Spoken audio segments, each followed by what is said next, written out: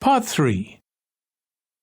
You will hear two students of social history called Annie and Jack discussing their presentation about refrigeration. First, you have some time to look at questions 21 to 24. Now listen carefully and answer questions 21 to 24. OK, Jack.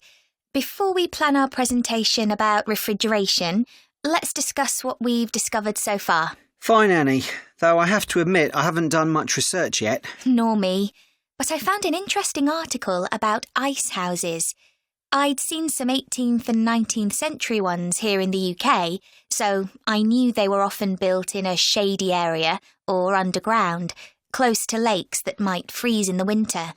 Then blocks of ice could be cut and stored in the ice house. But I didn't realise that insulating the blocks with straw or sawdust meant they didn't melt for months. The ancient Romans had refrigeration too. I didn't know that. Yes. Pits were dug in the ground and snow was imported from the mountains, even though they were at quite a distance. The snow was stored in the pits. Ice formed at the bottom of it. Both the ice and the snow were then sold. The ice cost more than the snow, and my guess is that only the wealthy members of society could afford it. I wouldn't be surprised. I also came across an article about modern domestic fridges. Several different technologies are used, but they were too complex for me to understand. You have to wonder what happens when people get rid of old ones. You mean because the gases in them are harmful for the environment? Exactly.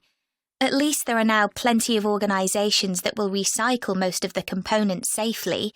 But, of course, some people just dump old fridges in the countryside. It's hard to see how they can be stopped, unfortunately. In the UK, we get rid of 3 million a year altogether. That sounds a lot, especially because fridges hardly ever break down. That's right.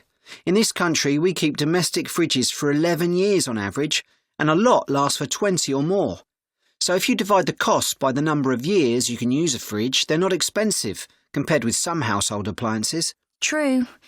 I suppose manufacturers encourage people to spend more by making them different colours and designs.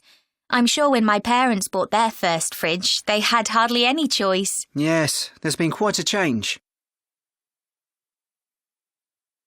Before you hear the rest of the discussion, you have some time to look at questions 25 to 30. Now listen and answer questions 25 to 30. Right, let's make a list of topics to cover in our presentation and decide who's going to do more research on them. Then later we can get together and plan the next step. OK. How about starting with how useful refrigeration is and the range of goods that are refrigerated nowadays?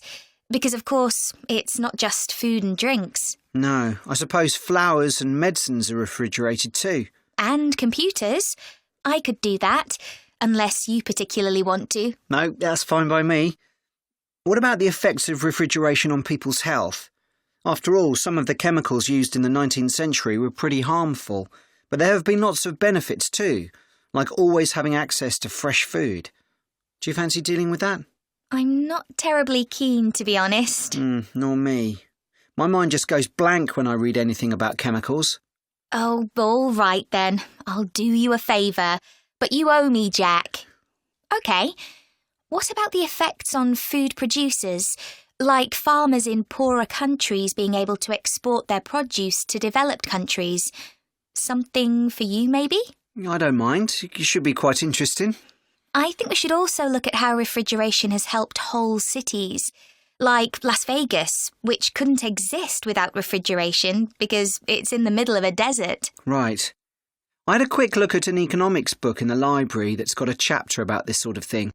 I could give you the title if you want to do this section. Not particularly, to be honest. I find economics books pretty heavy going as a rule. OK, leave it to me then. Thanks. Then there's transport and the difference that refrigerated trucks have made. I wouldn't mind having a go at that. Don't forget trains too. I read something about milk and butter being transported in refrigerated railroad cars in the USA right back in the 1840s. I hadn't thought of trains. Thanks. Shall we have a separate section on domestic fridges? After all, they're something everyone's familiar with. What about splitting it into two? You could investigate 19th and 20th century fridges, and I'll concentrate on what's available these days, and how manufacturers differentiate their products from those of their competitors. OK, that'd suit me. That is the end of part 3.